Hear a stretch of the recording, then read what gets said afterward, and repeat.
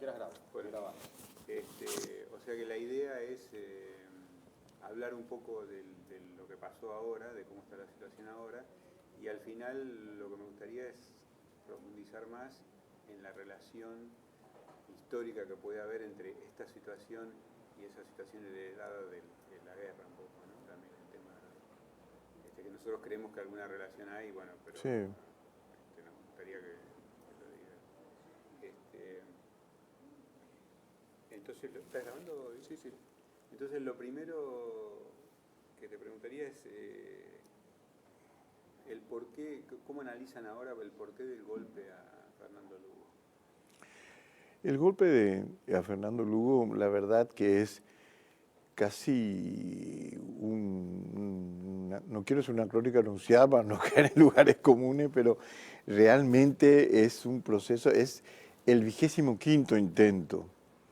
Del momento en que Lugo no tenía mayoría, no solamente mayoría, sino que no tenía ninguna fuerza en el Parlamento, sino que fundamentalmente su apoyo popular era bastante desvertebrado, no traducido orgánicamente en partidos, sino con apoyo de una inmensa mayoría de la ciudadanía.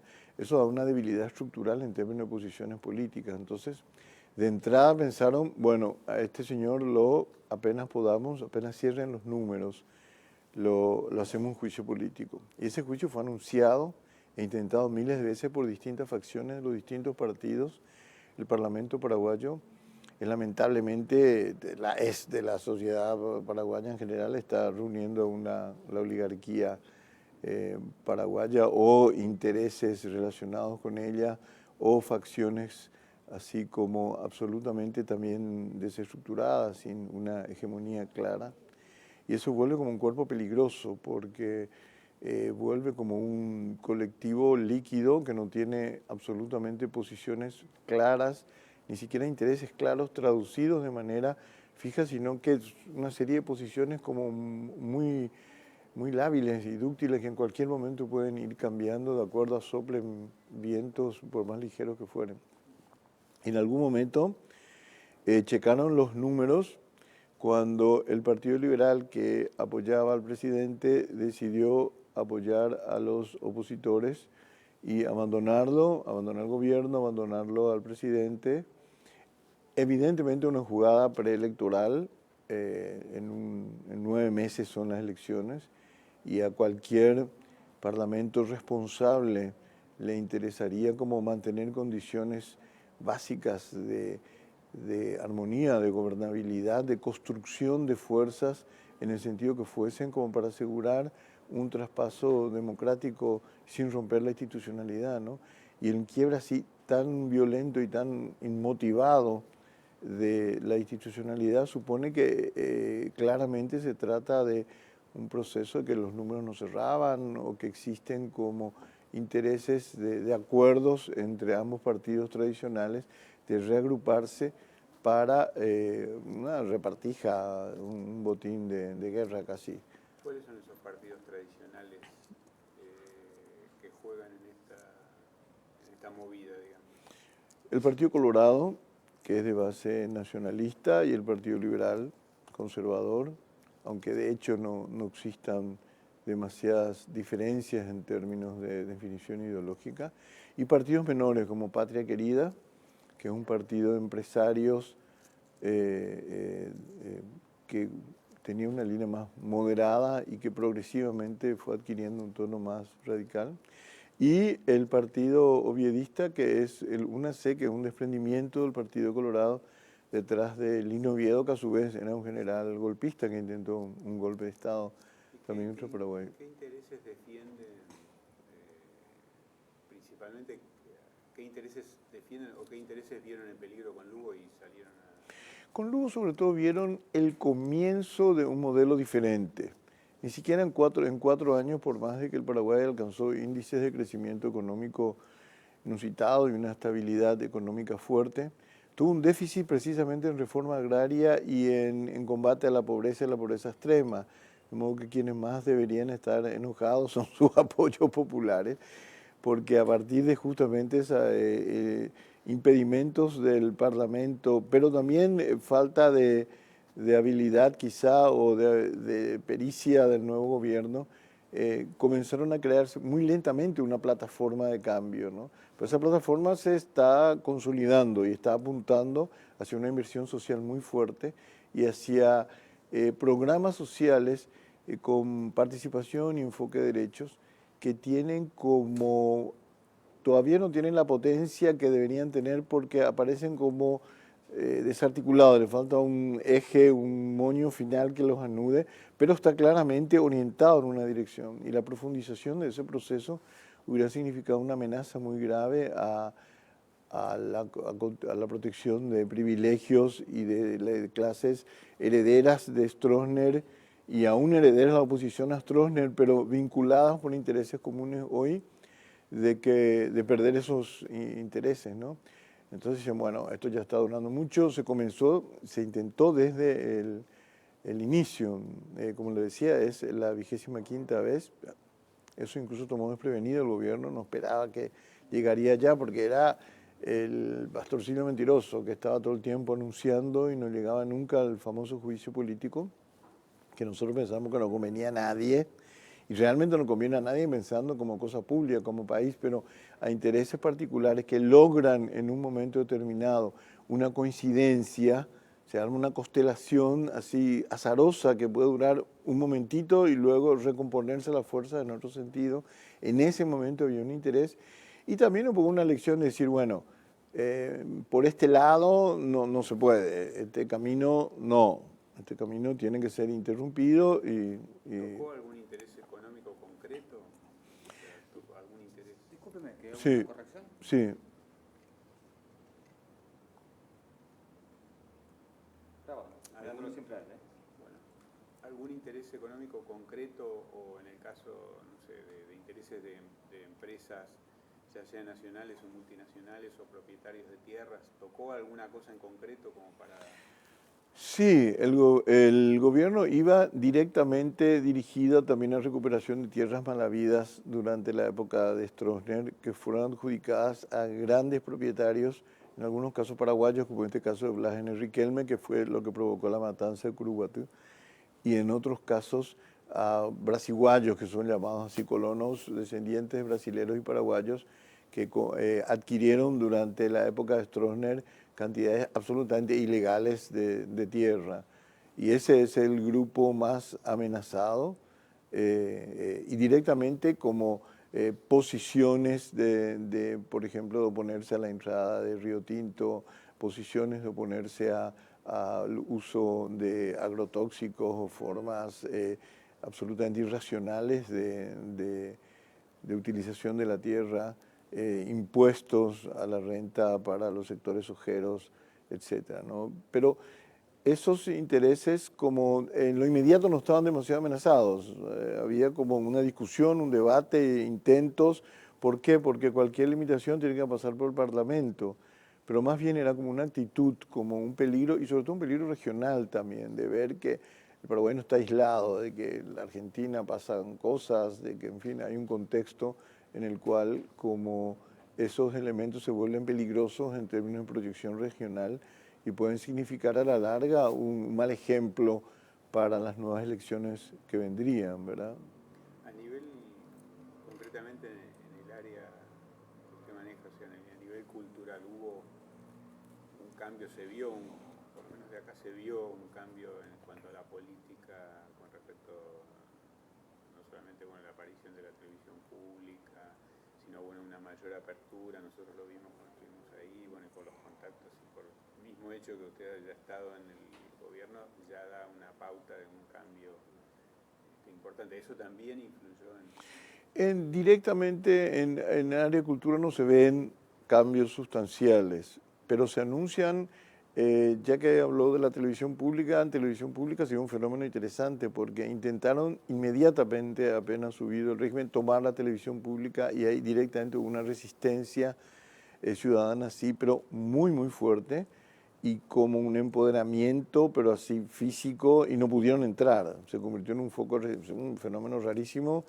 que, y en términos positivos señalo, de una ciudadanía que se empodera de ese espacio, por más de que sea un espacio oficial, y dice, no, esto es público, no es necesariamente gubernamental, y no pueden entrar, no pueden, aunque le hayan destituido al director, a Marcelo Martinezzi, no pueden controlar la televisión pública. Eso se le escapó de las manos y la gente está instalando micrófonos, un sistema de micrófonos abiertos que son transmitidos permanentemente, y hay un forcejeo interno y a la larga, bueno, no sabemos qué puede pasar, pero fue el sector que más directamente resistió, porque fue el primero en ser como atacado frontalmente. Quizás si otra dependencia hubiera sido como entrada así de manera prepotente y con un intento así autoritario, hubiera ocurrido lo mismo. En cultura entraron como mucho más, porque mucho más suavemente, y hay una serie. Lo que sí es posible que en cultura no se toquen lo que tenga que ver con obras, obviamente, pero sí con un sistema social.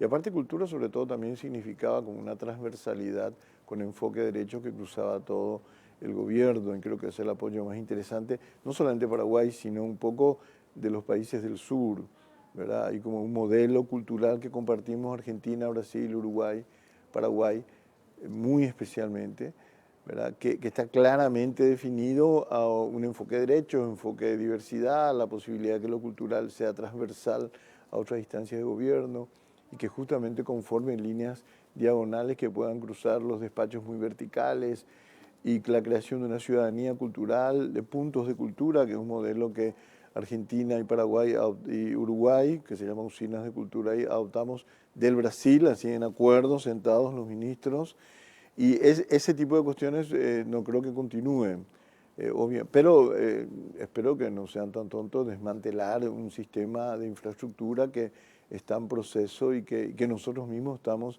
procurando que se mantenga, ¿no? Negociando para que eso continúe, para que no se perjudique la institucionalidad cultural, en este caso de Paraguay, ¿no? El tema concreto de Curuguato, que es un poco como el detonante de Sí. toda la crisis, Sí. el golpe, Sí. ¿ustedes lo evalúan como una provocación armada, como algo planificado, o aprovechan una cosa que se da? No se descarta, pero tampoco no se puede responsablemente afirmar eso. Repetí un poquito la pregunta para que entienda. No Sí. se descarta lo de Curuguato. No se descarta que el caso de la masacre de Curuguatú haya sido como directamente orquestada dentro de un proyecto desestabilizador, y no se descarta, pero tampoco se puede asegurar eso, porque justamente el presidente Lugo había ordenado una investigación que ahora se paró, ¿verdad? Pero ahí, en primer lugar, eso no fue un hecho absolutamente judicial.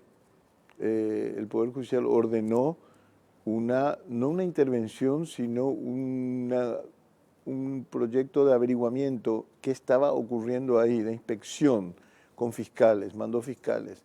Y por eso la primera fila de policías que iba desarmado, porque no se trataba de desalojar ni de ningún tipo de enfrentamiento, sino de un diálogo con los campesinos para negociar instancias o dispositivos, porque son tierras malavidas de Blas y Riquelme las que están en disputa ahí.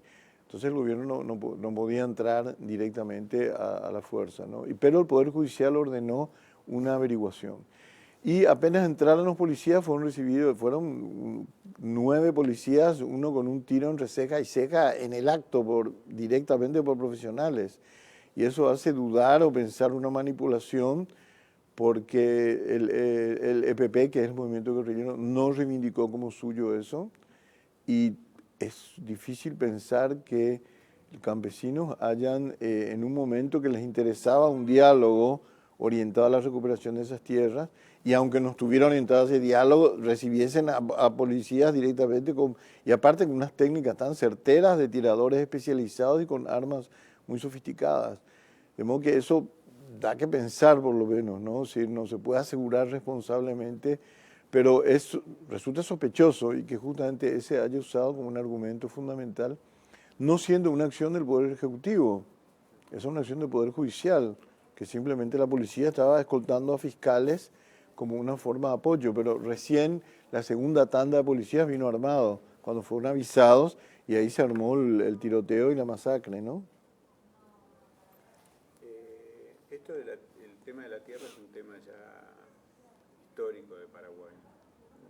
relación a los campesinos, sino también a los indígenas, ¿no? ¿Qué nos podrías decir de esto? ¿Cómo ese tema, porque de alguna manera se reactualiza a partir de esta crisis, ¿no? Como que sale de nuevo.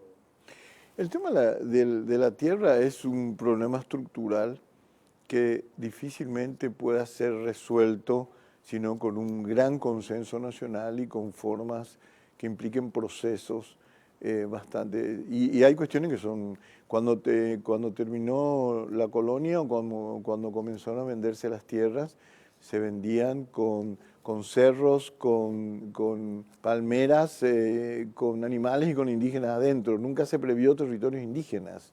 Y eso es complejísimo, ¿verdad? Porque entonces, hagas lo que hagas, tienen que ponerse o reservas o políticas de expropiación o algunos terrenos reconocidos de a poco. Y hay una política de compra de tierras que también es como complicado porque los indígenas requieren sus propios territorios, su dinámica cultural exige habitar, no da lo mismo ponerlos aquí que ponerlos allá. Suponen como una sustentabilidad territorial muy fuerte. Y lo mismo pasa con los campesinos en general. Después de la guerra de la Triple Alianza hubo una devastación, una venta masiva de tierras en el Paraguay que pasaron a ser ocupadas por compañías extranjeras y después por oligarquías locales que detentan el 80% de la tierra del territorio paraguayo. Que, imagínense que Paraguay tiene 406.000 kilómetros cuadrados y 7 millones de habitantes. Habría tierra apartada para todo. No, pero aquello hay una concentración de tierras y para más esa concentración está aplicada a cultivos extensivos, básicamente de soja, lo que supone a su vez no solamente una injusticia en la tenencia de la tierra, sino un desequilibrio gravísimo a nivel ambiental. Claro, eso ya es una cuestión que viene siendo arrastrada hace mucho tiempo, no es un problema actual, ¿verdad? Es un problema estructural que tiene que ser como concebido mediante políticas como a largo plazo y con acuerdos que son bastante serios, ¿no? Y cosa que el gobierno Lugo no pudo hacer, ¿verdad? Pudo comenzar las primeras resistencias con el Parlamento, pero ante la más mínima posibilidad de una expropiación, aquello era el ataque a la propiedad privada, el horror de cualquier... Pero tampoco se avanzó demasiado en catastrar, en revisar, también una responsabilidad en ese sentido, ¿no? Me gustaría puntualizar, si es posible en forma sintética, esta relación, digamos, de alguna manera, la tierra con Francia y los López, la guerra de la Triple Alianza y la tierra como, digamos, lo que se heredó como conflicto de la tierra, si se puede sintetizar, digamos, si se puede hacer hay una línea histórica, digamos, en eso, ¿no? Sí, la guerra... A ver, un minutito. Hora de comer, pues. Bueno, Temprano. sí. Vamos. La guerra significó evidentemente después en términos de territorio, ¿no? Con Francia era un sistema bastante comunitario de tierras y no había mayores conflictos a nivel de territorio, eran poquísimos habitantes en un territorio muy grande y lo mismo pasaba en la época de los López, ¿no? Que por más que evidentemente existían ya clases que copaban las mejores tierras en sectores, no significaban a nivel global un problema de tierra. El problema comienza cuando después de la guerra los aliados mismos, Carlos Casado compra, qué sé yo, millones de hectáreas, así, o se instalan así una colonización brutal en la región oriental y después de la guerra del Chaco, también en el Chaco paraguayo, y eso es en connivencia con las oligarquías locales y con un régimen de tenencia de tierras que es así absolutamente salvaje, ¿no? Y eso es lo que se viene arrastrando y generando problemas graves en términos de una reforma agraria que nunca fue muy bien encarada, porque exige, como está planteada por todos los gobiernos, incluido el de Lugo, pero nunca es una deuda social muy fuerte que se tiene y que requiere, yo creo, como le decía, con consensos fuertes y sistemas de ponerse un poco entre todos a pensar, bueno, ¿qué hacemos con esto, no? ¿Qué política aplicamos? En el caso de los indígenas, por una parte, que es quizá la más grave en términos simbólicos, pero también en el caso del campesinado, el pequeño campesino a su vez se ve desplazado absolutamente por los monocultivos que los arrojan, el proceso que se da mucho en América Latina, los arrojan a las ciudades, se crean, se lumpen, proletizan, crean barrios marginales. Por primera vez en Asunción se vio en los últimos 10 años indígenas que llegan a la ciudad. Antes los indígenas no vivían, no transitaban en Asunción, etcétera, ¿no? Entonces es un problema que está ahí, un problema pendiente fuerte, ¿no? A ese nivel campesino indígena, ¿hay algún inicio de rebelión frente a esta situación o de alguna resistencia o ustedes evalúan que eso va a generar una resistencia porque evidentemente con el golpe no van a tapar el problema que existe estructural de la tierra? El tema de posible resistencia más bien por el lado campesino que indígena, ¿no? Los indígenas son procesos de negociaciones y consecución de territorios y está como mucho más controlado el tema, aunque los indígenas llegan a protestar en pie de guerra, es decir, vestidos con sus atuendos guerreros y sus arcos, flechas y pintados ante el Congreso. Ante así, nunca se ha alcanzado una violenta con los indígenas. Hay una larga historia de negociaciones y con ellos se avanzó mínimamente en determinados regímenes de territorio, aunque siempre en forma absolutamente leonina aún, ¿no? Ni de lejos aún completar sus derechos a tierras, que por otra parte ellos tienen clara conciencia de que para ellos resulta imposible recuperar sus tierras ancestrales. Eso significaría echar a todos los paraguayos, porque ya no se consideran en gran parte paraguayos. Y eso es ya un conflicto que está tiene, ¿cómo le diré?, dispositivos de negociación más largos y también injerencias de ONGs, organizaciones internacionales. Hay como una discusión sobre el tema más tranquila. En el caso de los campesinos es problemático, los campesinos sin tierra, que de pronto ven por una parte, aparece sobre todo con este gobierno, con las listas de tierras mal habidas, que eran tierras orientadas a un proceso de reforma agraria, de dar a sectores campesinos que las cultivan y las produzcan, ¿no? Y Stroessner vendió a sus amiguetes así de una manera alevosa, enormes cantidades, incluso algunos sin ninguna garantía, haciendo grandes estancias, y eso dio un origen también a una segunda generación de tierras de desproporción de territorio muy fuerte, y eso fue asociado a su vez a el cultivo extensivo de soja, desregulado totalmente y como muy protegido por capitales brasileños, agroexportadores duros. ¿Y se espera una resistencia en el sentido del campesinado? De hecho la hay. Curuguatú mismo ha sido un caso de manipulado, no se sabe, pero son fermentos continuos, ocupaciones de tierra. Y eso entre los niveles acusatorios que se le plantearon en el juicio del presidente, justamente las ocupaciones, acusaba de fomentar ocupaciones. ¿Por qué? Porque estaba abierto a discutir el problema de tierra y revisar un régimen de tenencias, al menos comenzar la revisión, con retraso, por cierto, de un régimen de tenencia injusto. Entonces eso era considerado ya por la derecha como una amenaza enorme al sistema de propiedad de tierras y a ciertos intereses así muy fuertes, como el caso de Blas N. Riquelme, en cuyo territorio justamente, en cuya una de sus muchas estancias se dio la masacre, ¿no? Bueno, yo no sé si... Sobre todo... Igual la respuesta mirándome a mí, aunque pregunte. sobre todo con cómo está jugando la guerra hoy, a partir del golpe, digamos, podríamos decir que hacerle justicia a los muertos de la guerra estaría en manos de los explotados hoy. Sin embargo, es Franco quien vuelve al tema de la guerra a partir de la oposición de Argentina y Brasil a reconocer al gobierno.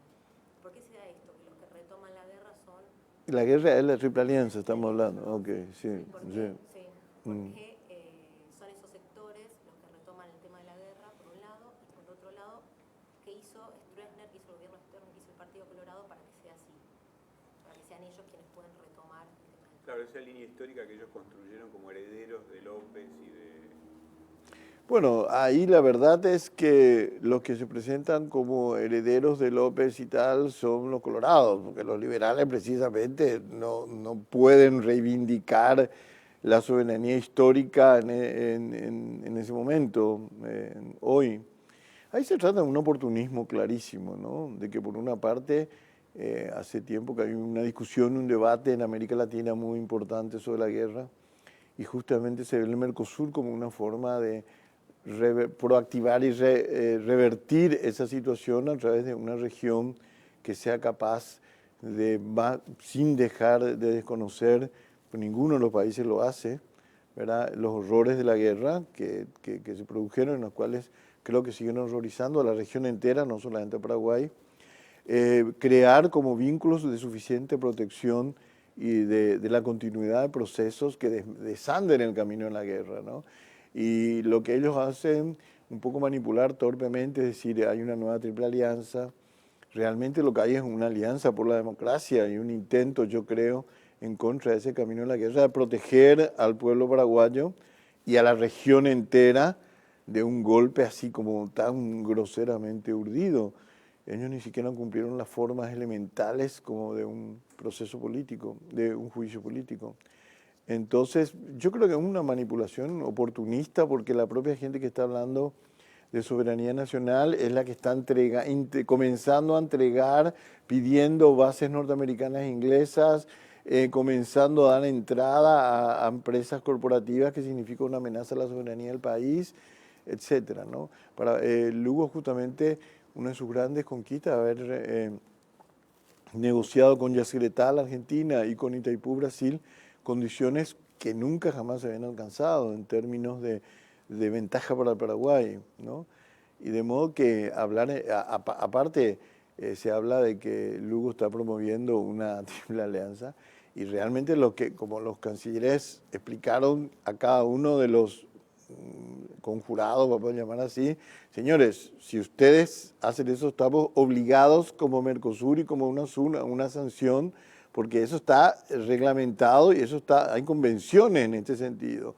No tiene nada que ver que ni que Lugo suplicase que no se tomasen tales sanciones, en el caso que lo hiciera, debería correr esa posición, ¿verdad? Porque hay un acuerdo en el cual Paraguay también firmó, Ushuaia 1 por lo menos, y otras convenciones en las cuales hay como una protección de las condiciones democráticas y en ningún caso un reconocimiento a un gobierno golpista, ¿no?